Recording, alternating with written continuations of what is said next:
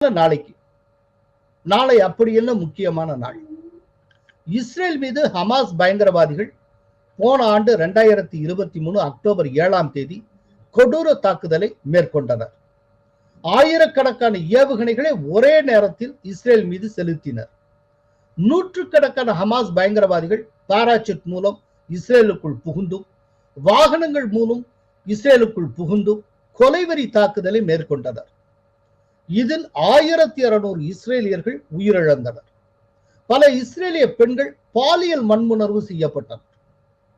குழந்தைகளுக்கு முன்னால அந்த குழந்தைகளின் தாயார் பாலியல் வன்முணர்வு செய்யப்பட்ட கொடூரம் அரங்கேறியது.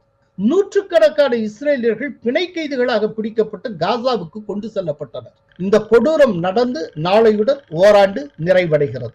இஸ்ரேலியர்கள் கொல்லப்பட்டதன் 1ஆம் ஆண்டு நினைவு தினத்தில் பழிதீர்க்கும் முயற்சியின் ஒரு பகுதியாக